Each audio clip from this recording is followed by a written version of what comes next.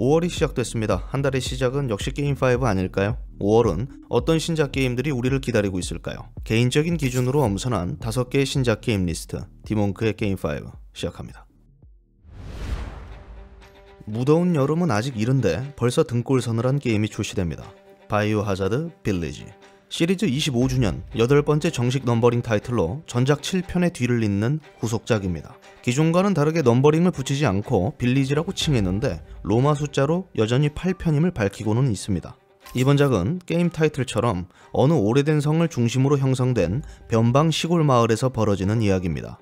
베이커 저택의 참극에서 가까스로 살아남았던 주인공 에단 윈터스가 빼앗긴 딸을 되찾기 위해 이번에도 또 고통을 받는다는 시노비입니다. 게임이 처음 공개됐을 때 이상한 마녀들과 늑대 인간들만 보고 또 다른 이야기로 전개될 줄 알았는데 스토리가 이어진다니 유감입니다. 전작을 안 해보신 분들은 꼭 해보셔야 된다는 거예요. 그거 무서운데. 이번 작도 1인칭 시점으로 진행되고요. 전반적인 게임 방식은 이전과 큰 차이 없어 보입니다. 맨손 가드도 그렇고 게임 내 상점을 통해 물자를 관리하는 것도 기존 시리즈에서 볼 수 있었던 것들이니까요. 특별할 게 따로 없어 보이지만 사실 존재만으로도 특별한 게임이 바이오 하자드 아닐까요? RE 엔진으로 수놓아진 게임 디자인은 어째 날이 갈수록 그 화려함을 더하는 것 같습니다. 캐릭터들 표현하며 건물 그리고 그 내부 표현까지 공포 그 자체네요.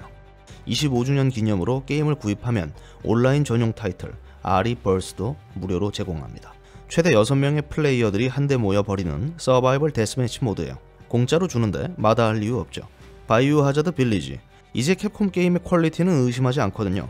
그간 워낙 잘해왔고 이번에도 그럴 것으로 예상됩니다. 이번 작도 아마 옆에다 속옷들을 쟁여놓고 게임을 플레이해야 할 것 같습니다. 자잘한 DLC는 기피하지만 굵직굵직한 DLC는 곧잘 돈 주고 사는 편입니다. 아마 이것도 사게 될 것 같은데요. 어쌔신 크리드 바랄라의 굵직한 DLC가 곧 출시됩니다. 드루이드의 분노. 지난 4월 말 출시 예정이었는데 남들처럼 2주 연기해서 이제야 출시됩니다. 어쌔신 크리드 바랄라는 제가 리뷰를 진행한 적이 있기 때문에 본편에 대한 별도 상세한 설명은 하지 않겠습니다. 혹시나 처음 듣는 게임 타이틀이라면 오픈월드 액션 RPG라는 것만 알고 계시면 돼요. 이번 드루이드의 분노는 바랄라의 첫 번째 대형 확장팩입니다. 배경은 아일랜드. 본작과는 달리 켈트 신화를 다루고요. 주인공 에이보르는 다누의 아이들이라는 교단을 상대해야 합니다. 플레이어는 그들의 정체를 파악하고 비밀을 파헤치며 숨통을 조여야 하죠. 매번 그랬어요. 이번에도 크게 다름없을 것 같습니다. 나름 고증은 철저한 유비소프트입니다. 이번 확장팩에서는 또 어떤 모습의 게임 배경을 보여줄지, 남은 이야기들을 또 어떻게 하나씩 풀어내줄지 기대가 안 될 수가 없네요. 간만에 설치된 게임을 확인해보니까 그간 업데이트가 꽤 됐더라고요. 리뷰를 했을 때보다 확실히 버그는 많이 잡힌 것 같은데 이번 기회에 구입해서 즐겨보시는 것도 좋을 것 같습니다. 더 기다렸다가 다음 DLC랑 한 번에 구입하셔도 되고요. 리뷰 때도 이렇게 말했는데 바랄라는 워낙 볼륨이 큰 편이기 때문에 제 돈 주고 사도 아깝지 않습니다. 저도 사야겠습니다. 이거 기다리느라 게임 제거도 안 했어요. 용량도 큰데. 한때 RPG계를 주름잡던 바이오웨어였습니다. 그리고 그들이 만든 게임 중에서 가장 기억에 남는 RPG를 꼽으라면 저는 개인적으로 발더스 게이트보다 매스 이펙트 시리즈를 꼽을 겁니다. 98년도에는 제가 초등학생이었어요. 매스 이펙트는 대학 시절 출시된 게임이기 때문에 발더스 게이트보다는 더 애정을 가질 수밖에 없어요. 제 입장에서는.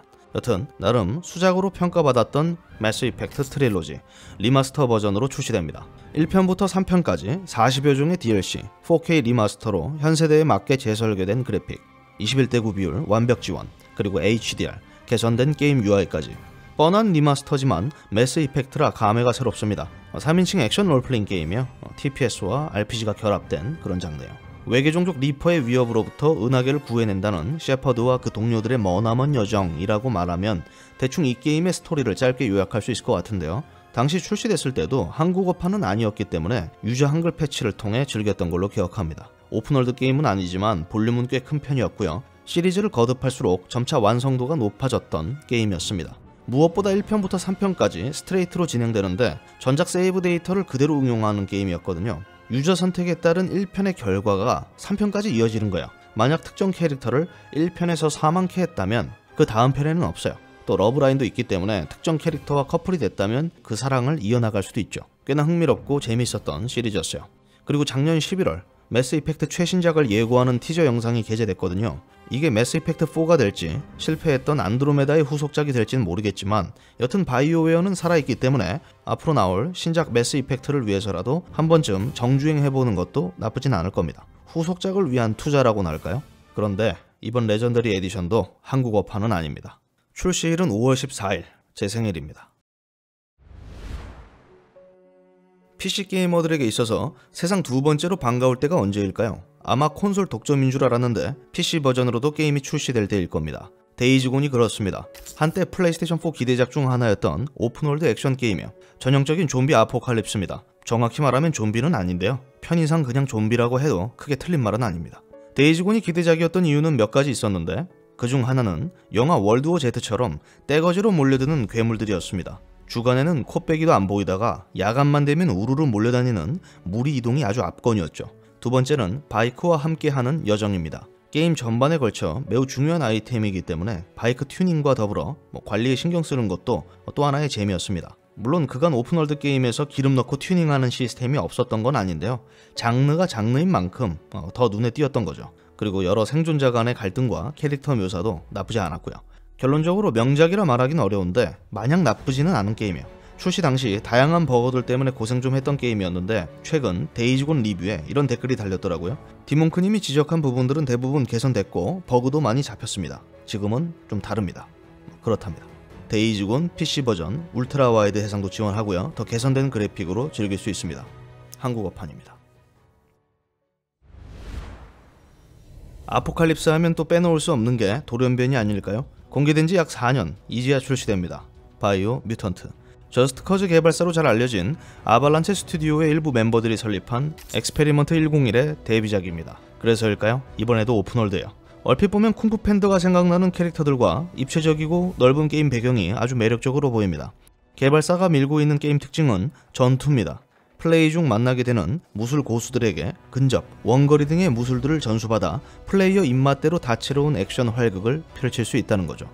그리고 유전자 구조를 재배열하여 외모 변경뿐만 아니라 특수한 돌연변이 기술도 얻을 수 있다고 합니다. 그저 여러 스킬들이 준비되어 있다. 이대로만 끝나면 재미없겠죠. 크래프팅 시스템도 적용됐어요. 마치 다잉라이트처럼 여러 부품들을 모아 멋들어진 흉기를 제작해 자신만의 무장을 완성할 수 있습니다. 오픈월드다 보니 각 지역을 빠르게 이동할 수 있는 여러 탈 것들도 준비되어 있고요. 정작 중요한 전투의 타격감은 그리 대단해 보이진 않지만 이건 직접 해봐야 알 수 있을 것 같습니다. 지금껏 공개된 영상들을 다 살펴보니까 나쁘지만은 않아 보여요. 그런데 합리적인 의심이라고 아발란체의 저스트 커즈라는 게임은 정말 방대한 월드맵을 갖고 있는 게임이었거든요. 손에 꼽아요. 맵 크기가 정말 크거든요. 그런데도 크게 흥한 적이 없어요. 그 이유가 콘텐츠 부족이거든요. 내용 부실. 그래서 이번 바이오 뮤턴트도 좀 걱정이 되는데 그실이 아니길 바랄 뿐입니다. 가격은 스팀 기준 45,000원, 음성까지 완전 한국어판으로 출시됩니다. 가격이 생각보다 저렴한데요? 불안합니다. 제가 준비한 5개의 신작 게임 소개는 모두 끝났습니다. 개인적으로 여기서 이거다 싶은 신작은 역시 바이오 하자드 빌리지가 아닐까라는 생각을 해봐요. 그래도 게임은 늘 골고루 즐기는 게 좋습니다. 편식하지 마세요. 이상 디몽크였고요. 전 다음 영상으로 또 찾아뵙도록 하겠습니다. 시청해주셔서 감사합니다.